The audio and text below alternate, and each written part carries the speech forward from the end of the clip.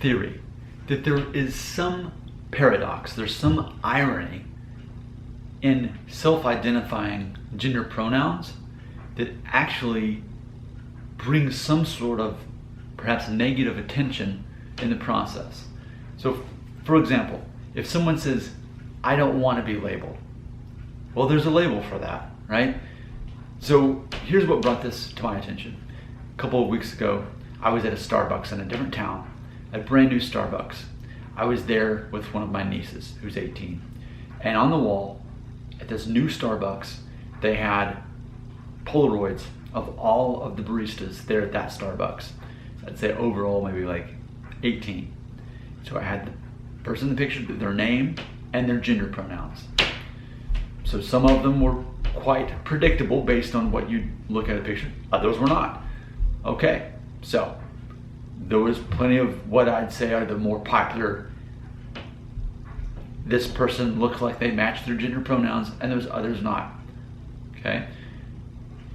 But it's interesting because when you look at those, you're ultimately having to think, to some degree, that's their label. That's how they identify. It's important to them that they're labeled so. And it makes me think of actually that same niece that I was there with, and we were looking at these. I'm very big into the Enneagram personality test. And my 18-year-old niece, as I was trying to figure out which of these personalities she was, she said, oh, well, I don't want to be labeled. I don't think I can have a personality test line up to Enneagram because I don't believe in labels. Well, quite predictably in Enneagram, there's a certain one that they specifically don't like to be labeled. As for me, my personality, I embrace it. I want to learn more about my personality, but she didn't want that. But I think there's an irony involved when we go to such an extreme to label ourselves, but then to not want to be labeled. And I get it, like I totally understand that. This is society making an effort so that people are not discriminated against. And I'm 100% against anyone being discriminated against for any reason. That's very important, that everyone's treated with respect and love, despite the fact that we have different beliefs on anything and everything. That's how the world works. And we should not look at one thing about a person that we cannot understand or don't agree with it, etc., wherever on the spectrum you want to put that, and then reduce that person to that one thing. Because if we did that to each other for other things, we'd find that we have quite some double standards involved in that. So I accept that we have different belief systems and that we see the world differently.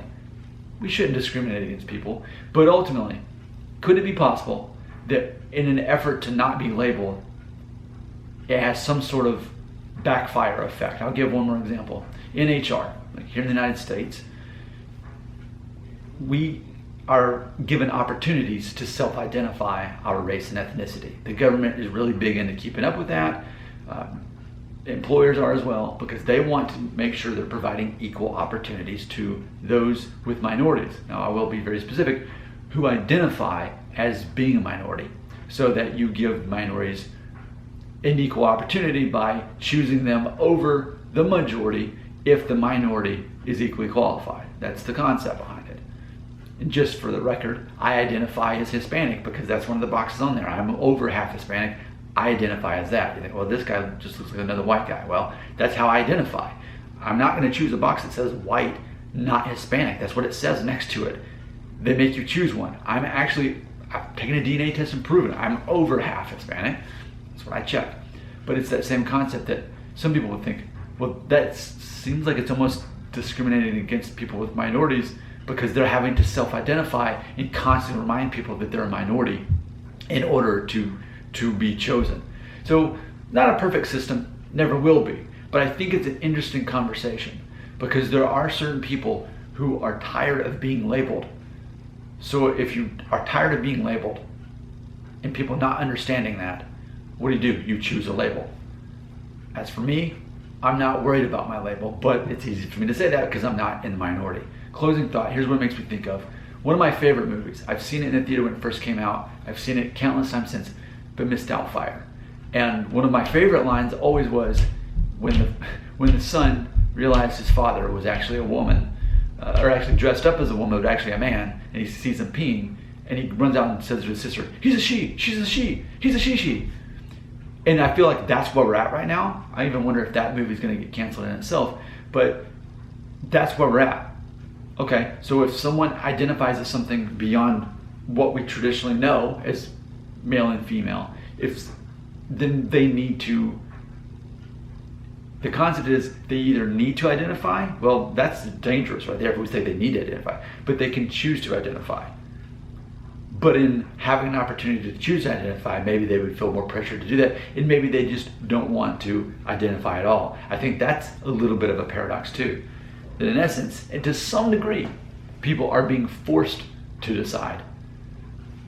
And is there a label for that? I guess that's what the extra Q is, and for LGBTQQ, like questioning, like you don't know. So I guess that makes sense, but then it's, well, is it queer or is it questioning? Which one is it? I'm not claiming to understand this, and obviously by watching this video you can see that I don't understand it, but I think I like to explore the whole concept as I'm trying to understand that. And I think it's important that we give grace to people in trying to understand things that they don't understand, because traditionally those people would get discriminated against. So instead, here's a guy who has no dog in the fight, who's thinking, I don't quite get this, I'm trying to understand it better. I have questions, I'm sorting this out so that I can understand other people better. And as I would with any human being, show them respect as another human being, and to make sure that they're not discriminated against. Because again, we all disagree with each other on some level about something, whether it is a lifestyle, whether it is a perspective, whatever it is. Even if you filled yourself in a room with people that you have the same political beliefs as, for example, or in a church, the same religious views. Well, if you were to really start asking more specific questions, you'd find out how much you really disagree. And that might be troubling to find that out. But we tend not to do that with certain things that we differ on. We tend to, right now in the 2020s, we're still trying to sort out understanding this better.